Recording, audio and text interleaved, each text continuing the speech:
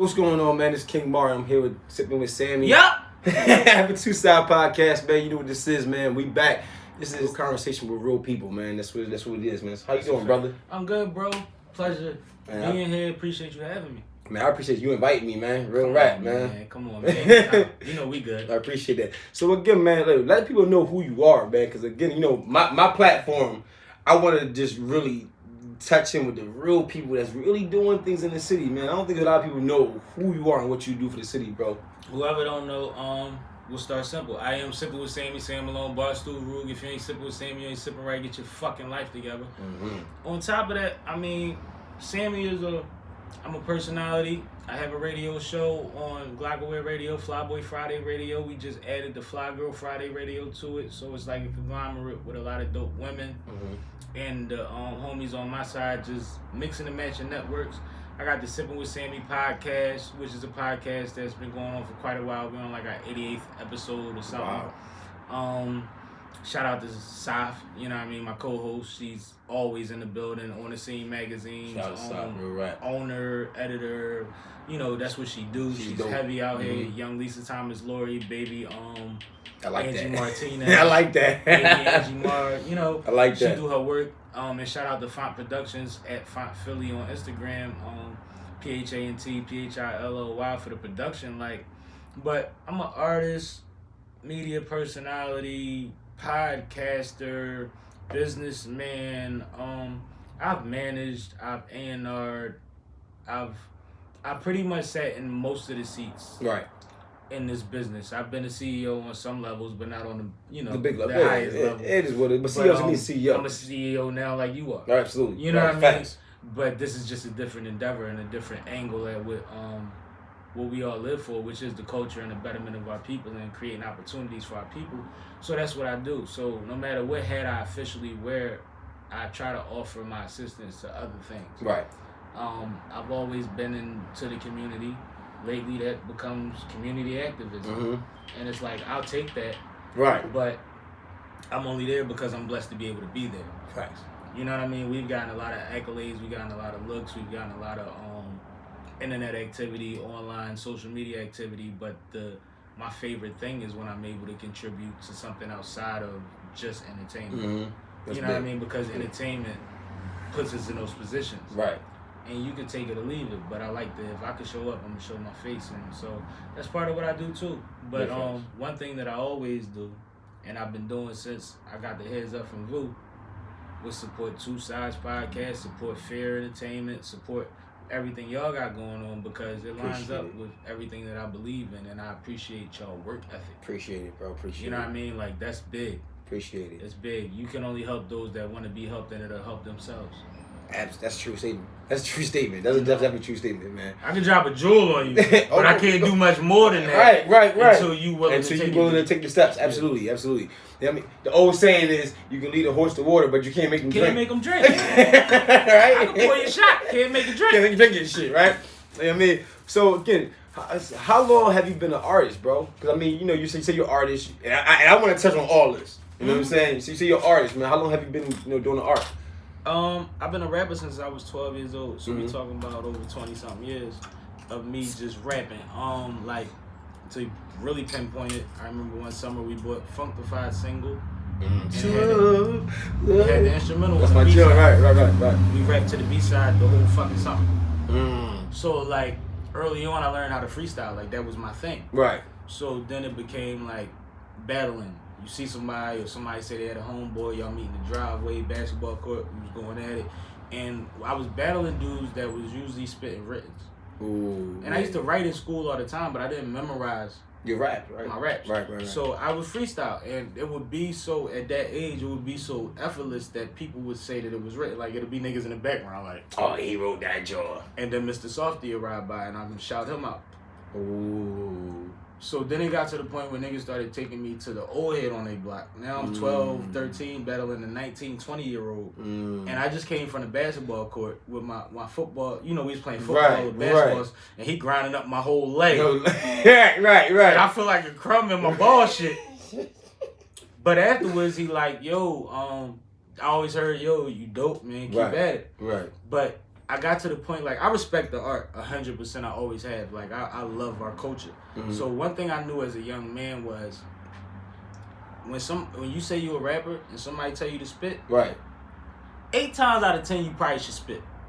For sure. 1, that's your job.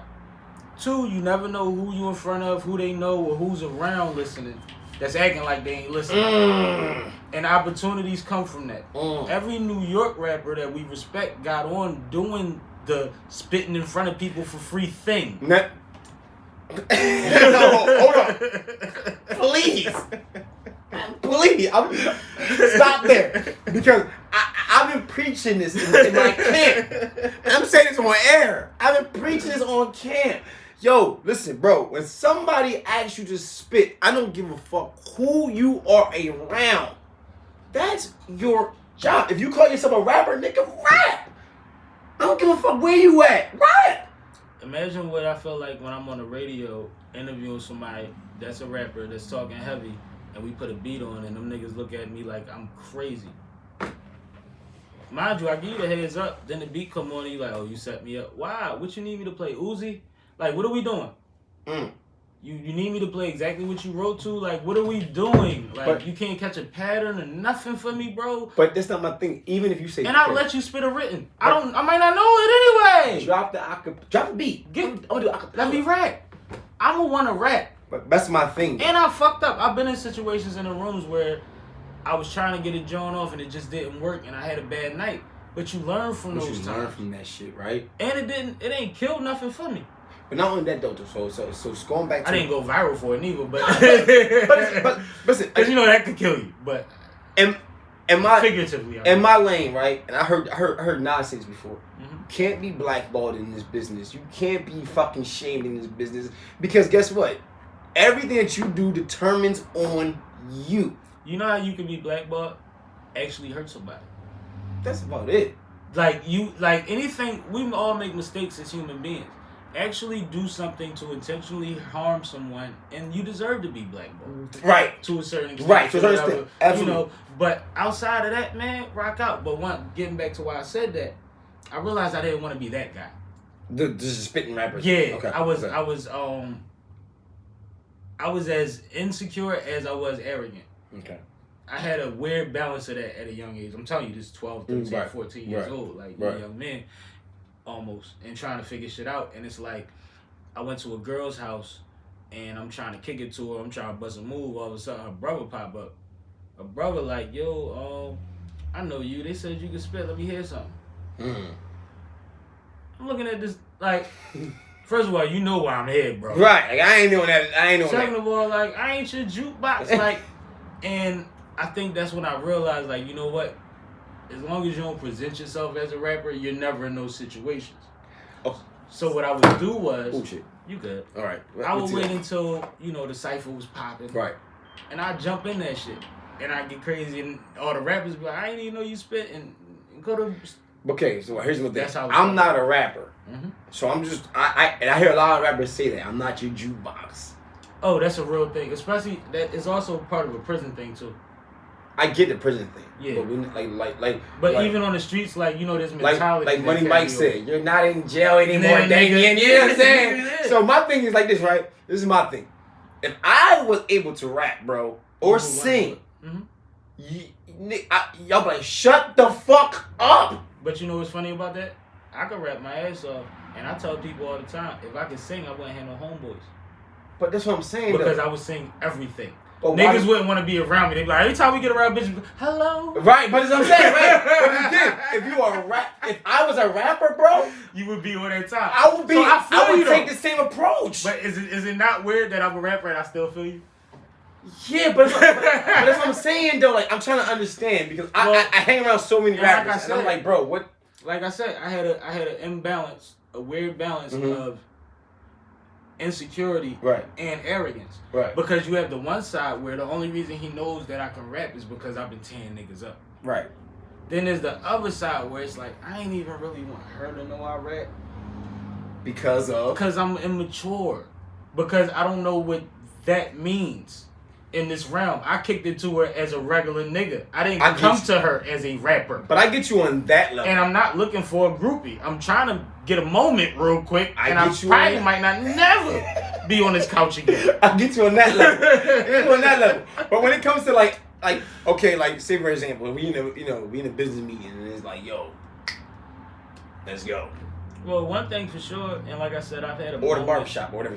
I've had a moment or two where I slipped up that I could recall, and I really only remember one that really, like, I left there and called my man, like, yo, I ain't shit, bro. I stumbled, I fucked up, and I wasn't on no quitting shit. Right. I just felt like a nut. Right. And he was like, you know why you good? I said, why? He said, because you feel like that, you'll be fine. But, like, I always show up. But that's the important thing. I always show up. Like, you, and this is something, and it goes to something you said earlier that I wanted to touch on about what you talk to the artists about all the time. One thing that I tell artists all the time is, at this level especially, but even when you get up there to, like, Rick Ross level, a large percentage of the time that you perform will not be planned. Right. It may or may not be paid for. Right. But you might be somewhere and they play your shit and the people want it. You might be somewhere and it's your people's whatever, her birthday, and it's like, just do the one, just do one song real quick. Just do the one thing. Or it might be a situation with somebody like, yo, such and such in here. I'm gonna get you some time up there so you can do your thing in front of this person. Right. You have to always be prepared. If it's 3 a.m. and I'm drunk as shit and somebody say, yo, shoot a quick joint with him. Hey, this is Sippin Wit Sammie, Sam Malone, Barstool Rube, you feel me? Sippin Wit Sammie. And they looking at me at like, I've had the whole room laugh at me like, yo, where did that come from? I'm like, because this is my job. It's your job. I'm always ready to do what I came to do, and that's why I started by saying, that's your job. That's your job. And it could be a lot of pressure. It could be a lot of pressure, and we're not in times where people run around with 30 rhymes in their head no more. Right. But at the same time, get your shit off, man. Give a motherfucker something. I say like this, though. If I was a rapper nowadays, I'm going to master 5 raps. I'm gonna master 5. You would be better than me. Raps. I'm gonna master them motherfuckers. I probably don't have 5 of my singles memorized. But that's people do. But that's like me. I'm gonna master this shit. So whenever it comes to anybody, because you know why? And when I say memorize, I mean like I could go straight through it without hearing it. No, I'm talking about like. But if you put the beat on, I know where. I'm talking about master this motherfucker without a beat, with a beat, without any other beat you put on. I'm gonna be able to rap this shit on that beat. When you have 5 and 10 hour recording sessions, right? It get different sometimes, bro. But that's another thing too, though, bro. I'm not good at the Joey Jihad thing where you can mix and match bars. And shit. Nobody can tell that you did. Remember that shit? Like you didn't even know he just switched to another verse. He was nasty with that. Like certain dudes, like Crack was good at that. Yeah, Crack was good at that too. I don't, cause I gotta think for a second. Right, like, right. So that, all right, cool. They really like that's scientific. But and again, people have talent, they have skill for that. Yeah, but everybody got different gifts. Absolutely. But what I'm saying is, I know me. Like I had problems learning how to read, so I'm gonna. Dyslexic. Yeah, me too. Dyslexic. I'm not telling you that. But again, that's why I get frustrated with people on the internet that don't take the time to spell check, because I take too much time to try to read it. It's for you to not wrote the shit. Right, yo. I still don't understand what and for me to write something on the internet, this shit 3 times, and it still don't say nothing. I did every step they taught me. They said, you know what? Read it again. Say it slower. Yeah, I did context clues. I'm like, it has nothing to do with the picture. It don't fucking match. It's not. None of this shit makes sense. Right, you fucking me up. If I ask you what you mean, you gonna say, nigga, you know what I mean. No, I don't. No. That's why I'm asking you. I don't know what you mean. I literally almost jumped out of my chair, had a headache afterwards, trying to figure you out just to be supportive. Yo, no real shit. Like, and that's my dyslexia because I fought so hard to get nowhere. Real shit. But I'm not gonna lie. I would post something and then go back and read it and then had to edit that shit like 3 times because I done fucking misspelled or fucked up some shit or you know what I'm saying. But again. But do you have friends if they don't correct you? If you're promoting. Oh, my wife corrects me immediately. I see the nigga post immediately a kitty prime. Right. In the caption, it was spelled right. On the flyer, it said Kittle Prime. Ooh. And I'm like, if none of his people tell him that shit say Kittle Prime, he ain't got no friends. Oh, for sure. I woke up the next day, it was fixed. But, like, people don't want you to help them. No. Like you trying to play them. Like, I want you to help me. I'm telling you. I'm telling anybody out there listening, help me. I don't want to look stupid. Like, that's just, you know what I'm saying? Like, I'm not spending money with somebody that don't know where a dollar sign go. Facts. I'm not. Facts. If you don't care enough about business to know where to put a fucking dollar sign, yo. And that's important. Because I know what you're talking about. It's very scary. I know what you're talking about. A lot of people don't know where that shit goes. They've been running campaigns for 16 months with the dollar sign after the number, and ain't nobody yet tapped them on their fucking shoulder. But you lit, and everybody around you a real one in the day one. I know you're talking about. Motherfuckers just want to get on that party bus with you. I'm just saying. I know what you're talking about. I saw that. I'm not even talking about that person, but I saw other people do the same thing. I'm talking about scores of people. Yeah, everywhere from manicures to CMOS sellers. Yeah, your shit doesn't go. I'm talking about chapstick because goddamn it, I can't. Hey, y'all motherfuckers, yo, no real shit though. I just what you're saying though, but. So go back to what we said. I mean, I'm just. My bad. I go on tangent. No, it's fine. That's what we do here. We do it two sides. Whereas again, it's real conversation with real people, bro. We gotta talk, yeah. Real conversation with real people. But again, so we talk about you being an artist. I want to talk about you being a businessman at this point because when I saw that on your profile, I'm like businessman, and I don't think a lot of people understand what it is that you and your lady do. Like, cause like when I tell you, Vu the one that really put me on. I'm not gonna lie. Yeah, Vu made the phone call. Vu put me on to y'all. It's a smart phone call to make though. Right. But it's like and we still gonna pursue that. Just let you know. But go ahead. Please, listen, man. We're gonna pursue that. It's a never ending process. Right. It's always gonna be more things to be solidified absolutely. and made right. But what happens is, as I was raised in business, man. Right. I'm from a long line of barbershops. Okay. You know what I'm saying? Okay. My grandfather moved up here when they first had my dad. My dad was their first kid. My dad is in his 70s. He's owned a restaurant at some point, and he got a job as a barber. Look, dig this. He tells the nigga, the dude, yeah, I can cut hair. Boy, like, all right, I'll give you a chair, whatever. He charges everybody half off till he figures out how to cut hair.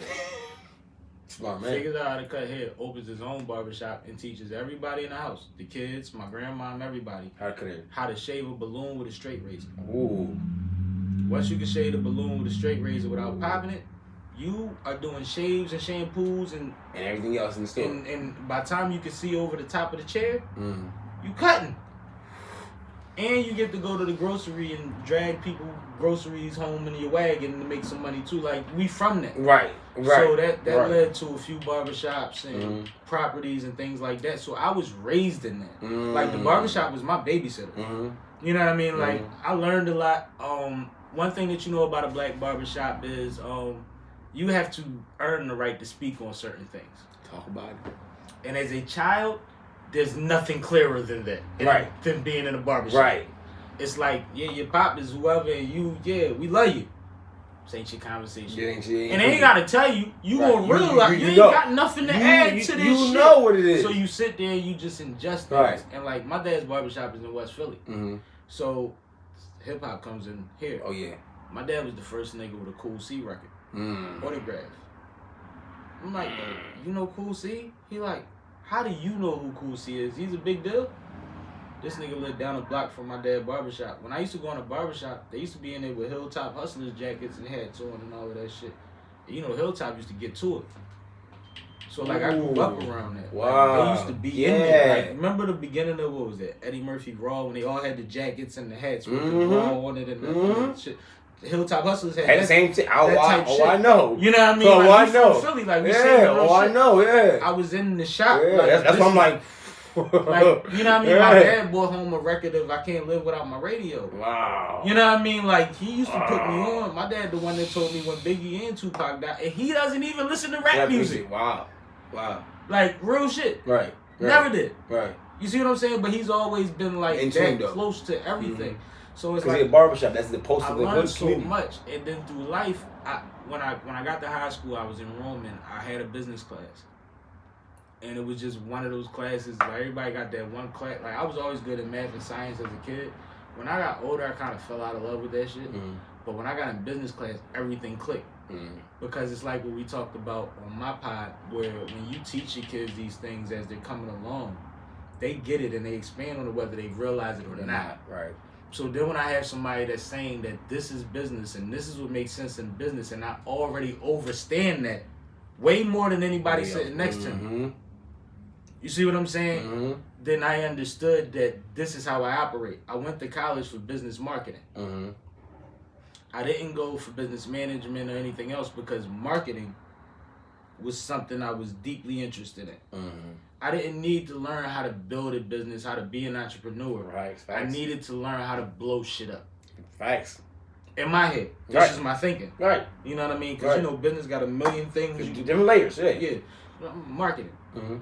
And everything that I've done up until this point, from things that my parents have put me into, even going into that and caring about those classes, pay off now. Mm-hmm. To where we get to the point where we can notice something that's missing and understand that that's not good business, and that the way to it also may not be feasible. Mm-hmm. Mm-hmm. You know what I mean?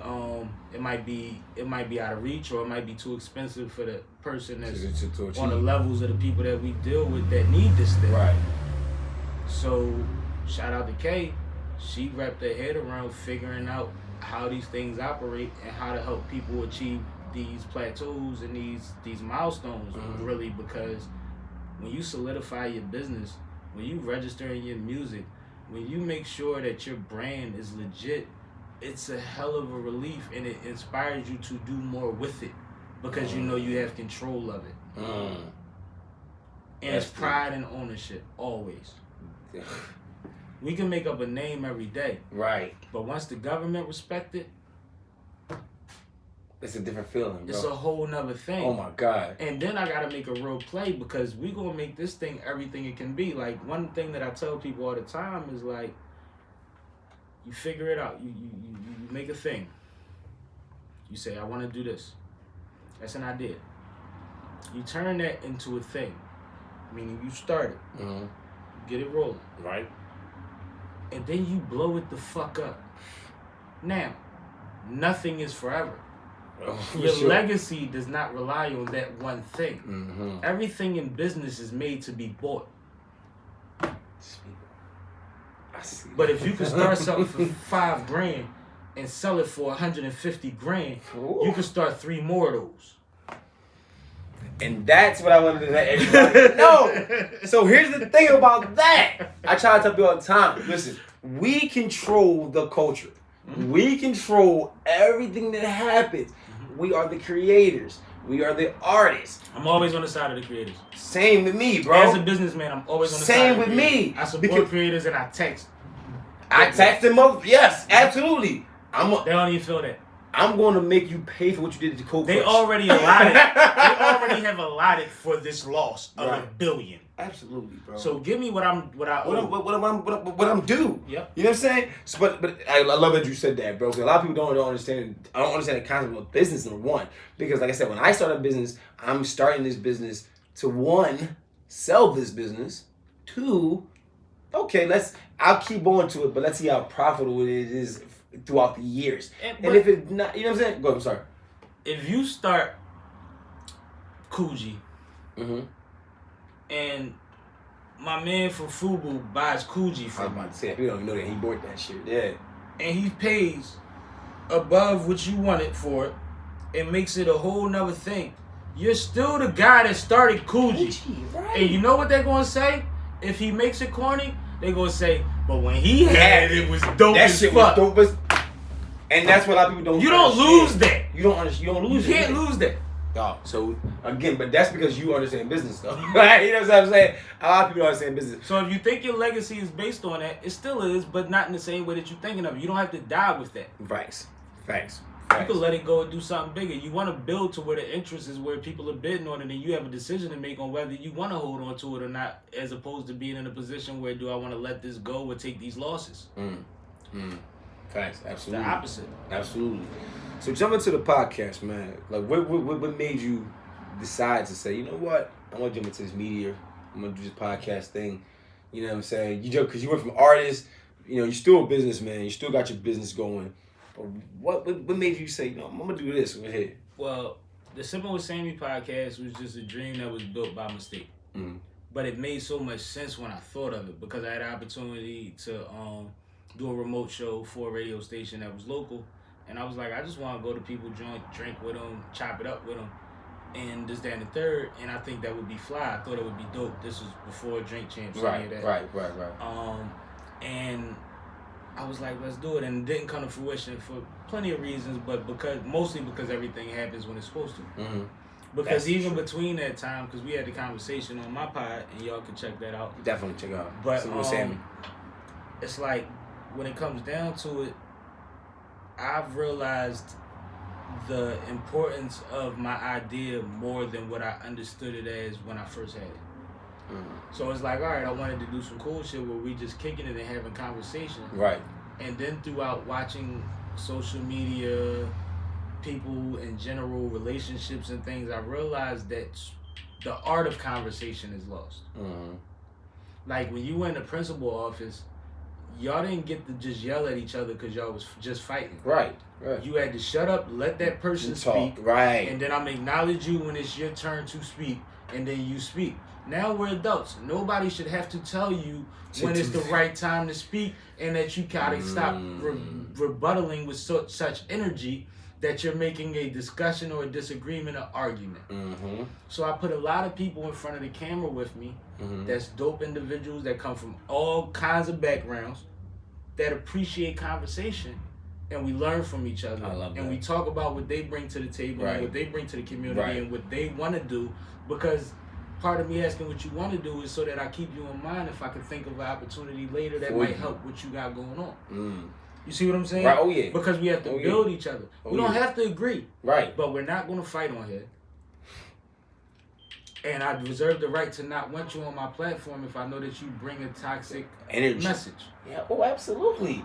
So it's just one of those things. But as far as media goes, because I don't want to just shortstop it on the pod, I just wanted to explain the pod a little bit. Right. But as far as media in general, it's like being an ultimate networker.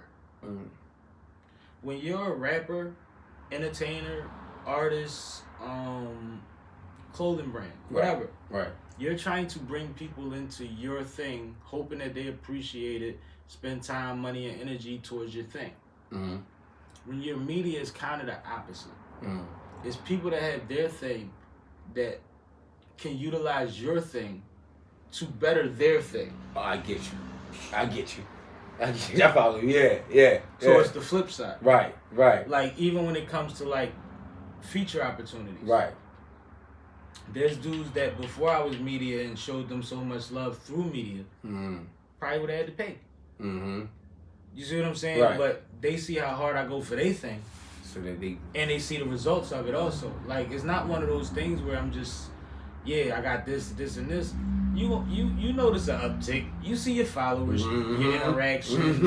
You see the viewership. You own this material. You don't own it, but you can chop it up to be able to reuse it for different purposes. Right. And it's good conversation. It shows you in a great light.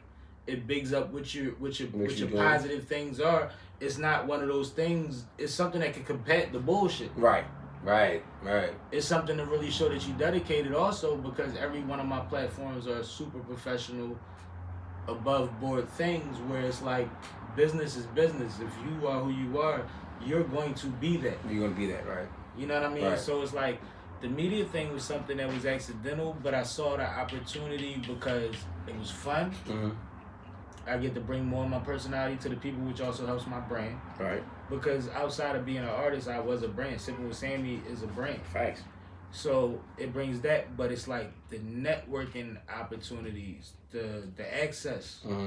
I'm somebody that's always been able to sneak into shows, always been able to get backstage, always been able to get in VIP. Facts. But when you say always, that just means I've been able to do it for years. It doesn't mean every time. Right. Access card different now. Oh, for sure. I know. I done got in shows that some niggas that we love couldn't get in. Oh, I know. With bracelets, and they still ain't let them in. I was at the Powerhouse when Jay was here.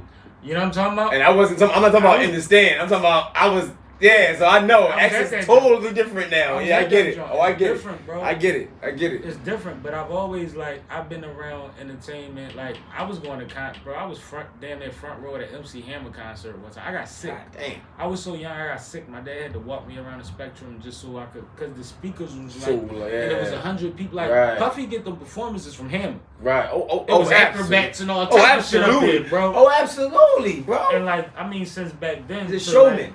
To watching X 4 rows back to being at the On the Run tour a few years ago in the third row. I missed that one. Yeah, I missed third that. row. Ain't nothing up there but couples and gay people. Yeah, I missed that one. Women. Damn. I'm up there like, yo, and I ain't even expect to be there. Right. I was at a cookout 2 hours Right. ago. Like, called me, like, you going to the joint. Right. Excess. Right. You see what I'm saying? And it's just like, I've always been there, but and I've always been close to the stage. I've always been backstage. But now I have a purpose. Now I can do something. Now when I walk back there, I'm not the person that's trying to stay out of people's way. I'm the one that everybody want to get in the fucking focus with. And I earned that through love. Through love. Through same thing we do with each other. Like, yo, I see what you're doing, man. Right. I don't ask you for shit. Right. You see what I'm saying? I tell people all the time. I meet artists, celebrities, motherfuckers that I respect all the time. And if I feel like I don't feel like this is the one shot that I gotta take, which it usually isn't in this city. Right. If I feel like there's somebody that I can see later. Right. If we in them situations, what I do is tell them, yo, I'm such and such. I fuck with you. Whatever words mean, I fuck with you. Right. And the city love you, or the culture loves you. We respect you. Keep doing your thing. Keep doing your thing. Right. I don't ask them for selfies. I don't ask them for pictures. I don't ask them for a shout out. I don't ask for a drop. None of that shit. But what happens is I move around so much that they keep seeing. Yo, bro. And then they speaking first. So here's the thing about that. Though, right? I learned that technique. I'm not even gonna lie. I'm gonna say it over here. I learned that technique. I said, you know what? Because I thought about like, yo, I'm a fly dude. Just me by myself. Yeah. It's always been. Yeah, You know what I'm saying? Always been. So be comfortable in that. Let me be comfortable who the fuck I am. And when I go around these people, just be who the fuck I am because they gonna fuck with me because I'm a just thorough ass dude. Yeah, I'm a genuine thorough dude. Because people get confused when we talk about real and thorough. Yeah, It's being genuine, man. You are who you are. All that other shit is fake. I'm glad you clarified that. Absolutely. No, we gotta be clear because that's fly shit. Absolutely. Owning your space. Right. Own your place in the struggle. Because again, like I said, I say I'm King Mar because I know that I'm a king, and I'm not taking away from your kingdom, his kingdom, her kingdom, her queen. You was on Fly Girl. What did I say when y'all? I remember, and that stuck with me. I said, bro, I almost jumped up there and said that your name was King Mar. This guy, I said, yo, my name is Mar. He said King Mar. Like, wow. Made sure that, yo, I was reassuring that who I say I am is who I say I am. No, you are who you are, bro. I'm not gonna let you overlook that. I respect that. I don't play like that about nobody's names. I'm not gonna. If I mess up somebody's name, I feel bad. That made me respect you. On another thing, dog, I'm not even gonna lie to you, bro. I swear that, I may not say nothing to you at that moment, but I know you be in there. I was like, tuned in. I was like, yo, that. Oh shit! Okay, nigga, right back. No, nigga, you King Mar. Like, bro, it is. Like, you know what I'm saying? Because I'm not gonna lie, I was nervous. I was sitting up there, I'm nervous, and the reason why, and I get nervous because I don't like doing unless I'm on my platform where I can be comfortable, I can be who the fuck I want to be, I can talk how I want to talk. I'm not comfortable with.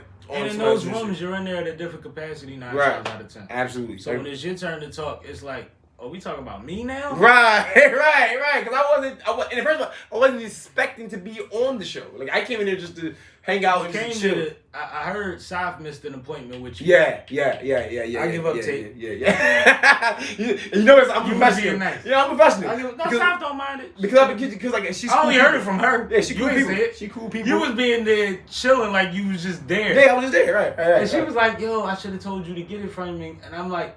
Oh shit! It wasn't. I didn't even know. It wasn't even about that. But because it was love though. Because you was chilling. Yeah, you was literally chilling. So was it? You with a mic in front of you. Right. But and again, I always tell people look for the opportunity that doesn't have a paycheck attached to it. That was opportunity. About performing.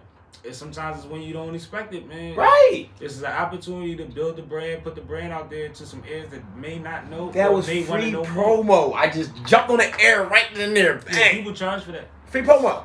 So I charge for that. Yeah. I know. So that's what I'm saying. Like I just respect everything that you guys are doing. Flyboy Radio, Flygirl Radio, the whole Glockware. I appreciate everything you guys do for the whole Fear Entertainment and myself. Myself in general, man. All right. I'm sorry. Go ahead. I got to shout out Toucan. Yeah. Anytime Glockware is mentioned, because a lot of times it's weird out here, bro. Yeah. It's to the point where people are so new on the idea of Glockware that they think I own Glockware. No, I'm gonna be honest with you. I know that you don't own Glockware, but I am new to Glockware. Yeah. So every time I go in there, I try to make myself We talking about a business that's been in existence for 20 years, man. I know that. Black business. And you talking about real dudes that all they do is put people on and help them with their brand. Facts. That's something that has to be saluted. So I always want to salute Took for that. Like when I first started hanging out with Poe, he was running around in Glock wear sweatsuits. They used to have the sweatsuits with the guns and all the shells all over them. Yeah, I remember that. Yeah. He had every color in the 2X. Right. This big. You know what I'm saying? Like, bro, like, they've been a staple for a long time. Right. And if you know anything about small business, this is something I'll give you. And I don't know if the numbers change, but this is something I learned in that class I was talking about. 50% of small businesses fail after the first 5 years. Oh, that's true. That's still it today. In order to be considered successful means that you're at zero. Not that you've made a profit. Right. Which means that for 5 years... You ain't make nothing. You've had a business and a job. And people don't understand that shit. They're like, yo, why the fuck you work so much? You gotta salute somebody that get to a dub, bro. Right. This shit ain't easy. It ain't easy at all. And you see how many presidents you've been through in 20 years? How many times the economy done changed in 20 years? Wow. He survived all that. How many times people focused done changed? He survived all that, though. So I want to salute Toucan. That's all I want to say. No. As you should. Because as you should. Toucan, Big Ben, Nas, like, they the big homies, man. Shad Bananas, like, you don't understand how much their forward thinking helps it to where I just got to show up and do my thing. Absolutely. I don't have to dictate. If I got an idea, he buys into it. Whatever we got to do to figure it out, he's with it. Right. You know what I mean? Right. We make suggestions. Right. We call Font Productions. We figure it out. Right. Motherfuckers having virtual concerts because I said, bro, we could be on YouTube live. I saw that. And I peeped that. You know what I mean? And he said, peeped that. When? And we said, whatever day, let's go. Right. And then he made it happen. What kind of cameras? Oh, well, let's go. And we was on there. She feel very entertaining was on that joint. Shout out to y'all. Like, thank y'all for that. I mean? But like, it's one of those things where it's like, it's great to be a part of something when you know that you're a part of a legacy of hip hop in this city that is a hip hop city. That's a great legacy. But when you sit next to that man and you talk to that man about business and you see how many moves he makes and every time I talk to him he's on to something else, it's like I always gotta salute him when people salute as him. You should. That's big homie for real. As y'all should. Talk on some whole shit when it come to media in Philly. He on some whole shit. As you should, right? Because he make it possible. He showed us that like, yo, this is how you can do it. How you can do it. And I got you. Right. You know what I mean? Right. He deserve everything he get, man. Right. And shout out to him, man. So shout out to him. Real rap, man. I appreciate him. You know what I'm saying? I only met him a few times and really had a conversation with him. I never had a really in-depth conversation with him. Fuck.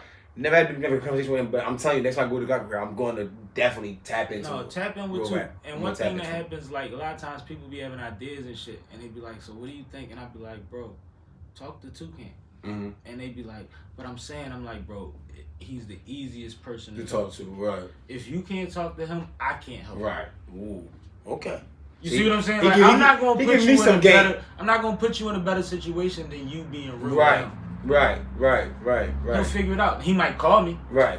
But at the same time, he's gonna call me to either make sure if it's a big undertaking that is legit, or to ask me for something that he might need help with. He giving me game right here on live, on the air. But this is I promise you. He's like I say, he's the humblest guy. Right. If you ever really talk to him and Ben and Nas and Shab and them, they know all your favorite rappers. They know all the biggest DJs. They have gotten carte blanche. These motherfuckers has rep their brand years ago. They do it.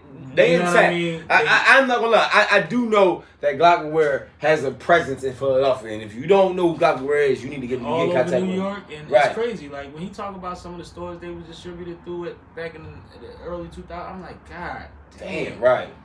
And he like, bro, we was going up there every weekend, coming back with an empty van, empty expedition. You know what I mean? And they was it was that. But times that don't even exist now. Right. Like, it was like the mixtape hustle. Right. Yeah. He was putting real shit on shirts. Niggas wanted that shit gone now, dog. You know what I mean? That shit gone now. But I appreciate. I ain't mean to cut you. No, you good. But I'm always you when good. We talk about G shit. That's what this is. That's what my platform is about. My platform is about anybody that's in this city of Philadelphia or in the tri-state area that's doing some positive things for our community. I want to make sure they get their spotlight. And I'm not even gonna lie. Now that you said that, I'm gonna tap into him and ask him, can I get an interview? Can I get an interview with him? So you know what I'm saying? I'm saying on live, but I'm gonna see if I can interview with him. You need to holler at too. Cause he good folk and he know a lot. And like I said, he's super humble. But if you get him in his bag, he gonna tell you some shit. Right. But when it comes to figuring something out, he's it's like, what do they say? He's a man of few words, though. They say problem solving. You need it in life. Learn it in the army. You ain't got to go there to learn how to problem solve, man. Right. You don't. There's certain people and there's certain energies and things you can tap into to where you know that every problem is just that. Absolutely. No, he's definitely good for somebody to know. Every problem has a solution.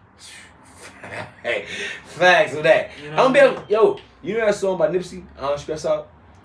I don't, but I'm gonna check it out. Yeah, and I love it. I don't stress. I don't stress. You know what I'm saying? I play it every fucking. That wasn't on the album. No, it's on. We taping on your phone. Damn, yeah, I want to say Crenshaw. Oh, Crenshaw. I want to say. Then I heard it. Either Crenshaw or Mailbox Money. It might be Mailbox Money. Mailbox Money. If it's on Crenshaw, I heard it. It's on Mailbox Money. Mailbox Money. All right. But and if I'm wrong, please somebody make sure you comment. Make sure that I correct. Rest in peace to Nip. Absolutely, Nipsey Hussle changed my fucking life, bro. I know a couple that said that everything that they had got was because they had their head down listening to Nipsey. They bought a house with the pool and I'm one of them. Cars in the driveway. I said 2 years ago I was homeless, my nigga.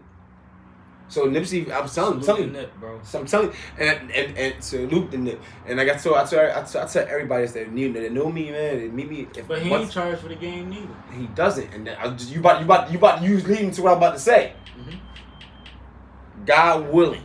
When this money comes from me and my team, I'm going to hit up Laura London myself and make sure I bless her. That's dope. And I'm not just speaking on no bullshit because he changed my life.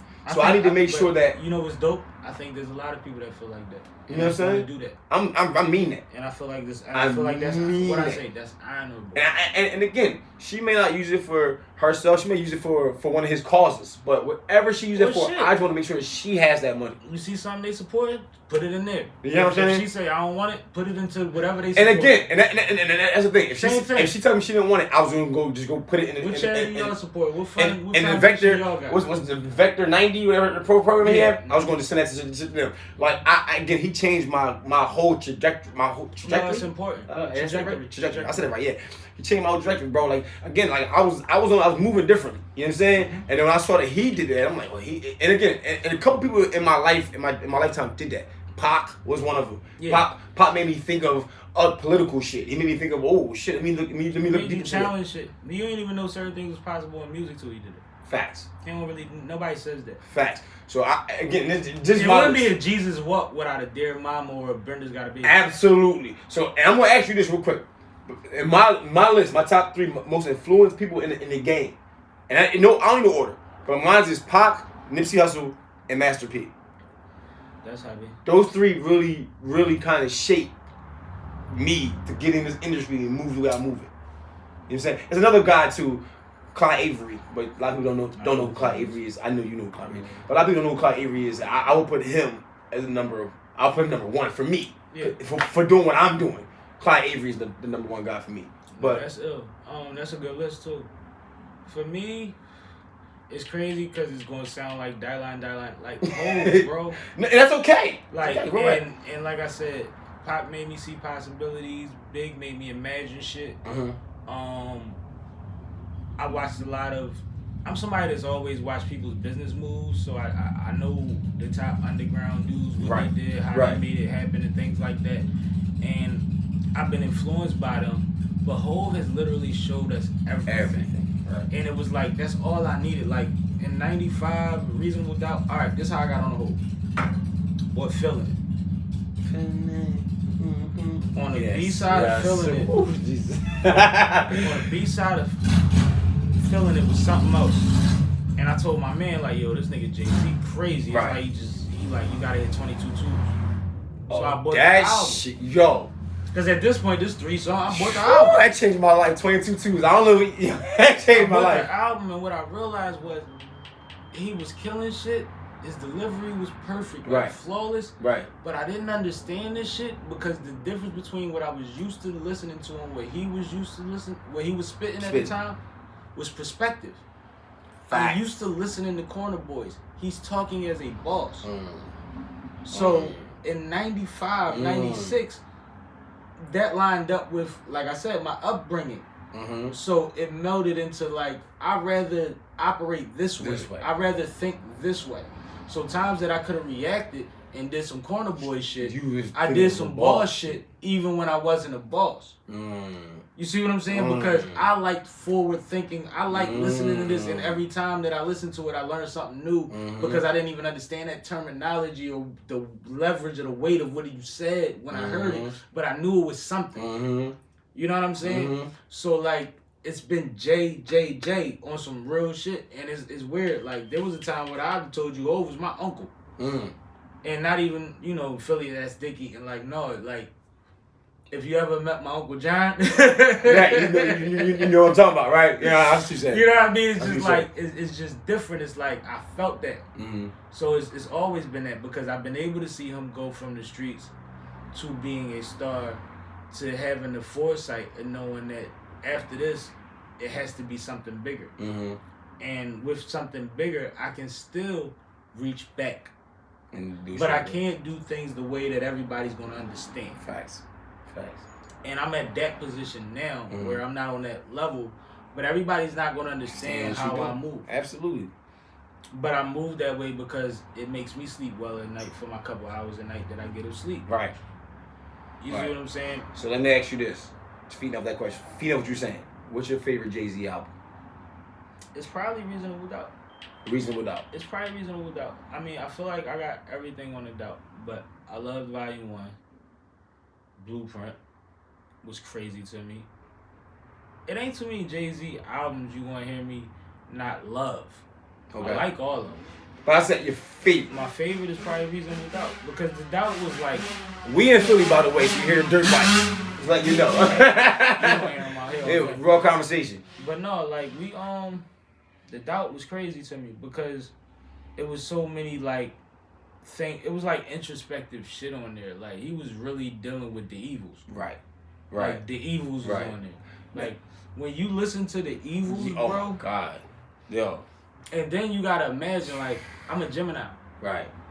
So I'm yin yang all day. Yes, I can go either way comfortably. Right. The evil spoke to me. You see what I'm saying? I feel you, and shit like that. It was just like, as far as impact, for me, it was probably Reasonable Doubt. Now, I'm not saying that was probably the best crafted album of his collection. No, I actually was your favorite album. Impact, I'm rocking with The Doubt. Because The Doubt was like perfect from top to bottom. Like how people talk about Illmatic, when they like it was only 9, but it was it was the 9. Right. I feel like that about The Doubt. I feel like when I listen to Big and Jay on the track, they were great as Big said. Like when you listen to Brooklyn's Finest, dog, if you really listen objectively, they're battling. Yo, yes! These niggas is battling. Yo! That's one of my favorite songs. But it's cool. So they brothers. But I'm trying, and then when they did I Love the Dope, it was the same thing. Yes, They battle on I Love the Dope. If you listen to their verses, they just one up each other every time. Jay go crazy to this nigga say, we hit makers and fakers, roll shakers and acres, they can't break us, lost chips on Lakers. Yo! Okay? Like, and then Jay, like, if you really listen to it, they're battling, but it's love. Yes, absolutely. And it's like, even when you break down that, it's like one of the moments where it's like you seen Big really being big. It wasn't the production, the Puff to make this movie. It was the MC Big being in the room with another nigga that don't write. Yes. Like, and being like, oh, you think you that ill? We are going to get crazy. And Puff is not going to say stop 20 times a session. We going to get crazy. Let's go. And I think that like there's moments that people don't account for. It was like a wild horse, just being able to run, bro. You see what I'm saying? And just looking next to him like, nigga, you up here with me? Yeah, let's go, baby. Yeah. I get we at them trees. I get that. That feel, you know what I mean? I get that. And it's like it's moments that's like even when you realize like I'm out for presidents to represent me. It's 3 different versions of that song. They all fire. Oh my god! And people don't know that though. They all people don't know that was 3 versions of that song. I want money like Cosby. Who wouldn't? It's that type of talk that make me think you probably ain't got no pudding. Niggas got them kind of dreams in jail. You in the streets, nigga, make your moves, get your mail. Niggas will coast on the SL but won't post bell. Niggas will hold your toast, but niggas will what he say? But scared to hold your toast. Well, I'm here to tell niggas, it ain't all feral, it's heaven, then it's hell, niggas. One day you cruising in your 7, next day you sweating, forgetting your lies. Alibis ain't matching up, bullshit catching up. Hit with the Rico, they repo your vehicle. Everything was all good just a week ago. Ready start bitching, ain't you? About to start snitching, ain't you? I forgive your weak ass. Hustling just ain't you. So, peep game. Like, I don't know if niggas heard that. PK, we grew up. I'm gonna say we, because I grew up in an era where that shit was happening on a weekly basis. You could watch it. It was like an elevator shit. When the chain snaps every week. Right. You saw see niggas shoot up and come down screaming. Get caught up in some shit, and next thing you know, the whole block indicted. I grew up around this shit, bro. Aside from the fast cars, honeys that shake they ass and bars, you know you wouldn't be involved with the underworld dealers, carriers of Mac Millers, East Coast bodies, West Coast cat pillars, little monkey niggas turn gorillas, filled up on octane, now they not sane and they not playing. And it goes without saying, slinging day in and day out until the money play in, then they play you out. Listen, this is one verse. No disrespect to anybody that's rapping now. No disrespect. But the era that we grew up in, ooh, that was. I seen that. My block was lit back then. Real quick, name your block, just if you don't mind. No, I'm uptown Slocum Street. I'm on 1100 block. Man, we had Fats and Byron and all them niggas. I grew up around 700 Park, right around the corner from 8th and Butler. If anybody know what 8th and Butler was doing back in the 80s and 90s. Jungle shit. But see, that's what people don't realize. Like, motherfuckers think it's crazier now. Back in them days, everybody on the guy had a pistol on them. Right. And not only that, stop and frisk. And not only that, though. So I grew up in that in the 80s and 90s. When the 2000s, though, I was down in Indiana. I ain't gonna say the block because I don't want to put everybody out there. I used to be back 9th in Indiana. I ain't gonna say my block because it's used to be back 9th. Statute of limitation. But I'm just telling you. Yeah, I'll tell you off air. I know what you talking about. But Indiana, I was the only black motherfucker out there. You see? So you was down like front, third. We're not gonna say all that. I'm saying. But what I was saying was, listen, but the reason why I'm saying that is because the music was like, it was like going hand to hand. So when I heard Jay was spitting this shit, when I heard Biggie spitting this shit, I was seeing this shit. That made more sense than the other shit. Right. Because the other shit was dead end shit. Right. It's like, why am I gonna listen to a nigga ain't never, like, what do you say? Nigga, you broke, what the fuck you gonna tell me? I don't agree with that sentiment. But I understand the mentality. Yes.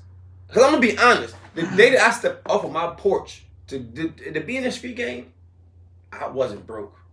I wasn't needy. So I always came into this shit like, I'm a boss. You can't talk to me any kind of way. You can't do that shit to me because I separated myself from niggas that was considered crew. Facts. Like, I'm gonna be honest. When I stepped off the block, and I'm not tooting my own horn. I'm not condoning this shit. We not doing that here. We're not doing that. But I'm just speaking. I gotta speak my facts. I gotta speak my truth because therefore I want to. And I tell my sons this. I tell you this because you can learn from me. But when I stepped off the block, bro, and I stepped off the porch and handled the block, it was a different attitude because people understood that I pulled up. It was 98. I pulled up in the 98 on the block. You see what I'm saying? Because I got mines from. Again, my father had his own businesses from the rip. So, again, the streets called me. It wasn't like I needed to go there. You see what I'm saying? Streets is fun, too, sometimes. But again, it's fun. Neef got a song, right? And Neef Buck. Shout out to Neef Buck. He got a street that said, the streets will take anybody, but the streets ain't meant for anybody. Right. That's why they made sidewalks. That's why they made sidewalks. And I ain't gonna lie, like, I ain't even gonna say that to this day, and you probably feel the same way. I ain't gonna say that I was even built for what it was. I was blessed enough to get through it. I was blessed enough. And I was smart enough to do certain things a certain way so that it wasn't a lifelong tag for me. Right. Because one thing about the streets, your intentions ain't everything. My dad told me at a young age, he says probably more than 70% of people that's locked up, that's in there for a crime that is way beyond what they intentionally set out to do. Meaning, like, you might have went to go stick somebody up, caught a body.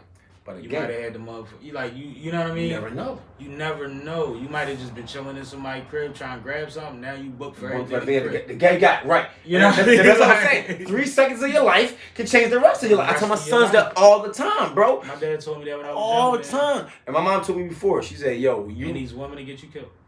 I ain't gonna speak on that. My mom told me I was younger. She said, "You look, how old are you? 13?" She said, "I guarantee by the age of you 21, she said most of your friends will be dead or locked up." And guess what happened when I was 21? Most of my friends I was hanging out with at that time were dead or locked up, bro. She ain't lying about that shit. So I tell my sons all the time, like, yo, listen, like, please, just listen to me. I'm gonna end it on this note. And before I end it, I want to shout out all your platforms real quick. But I want to end it on a positive note, though, with real rap. Because I just want to make sure everybody knows, because we went real dark real quick. But I want everybody to know that this is where we saying that, though, because it's our reality. Yeah. And we change. We not on that anymore. You know what I'm saying? You got Sippin Wit Sammie, you get Flyboy Radio. Bro, I'm so far removed. You see what I'm saying? yeah. But again, that's your reality. Right. And we can't escape that. So if all the young boys is out there that's living as the reality right now, you can escape that too. You just need to set your mind to it and dedicate that. Say, yo, this is what I want to do. Come up with a plan. And not only come up with a plan, execute that plan every single day. If you can win on one side, you can win on the other.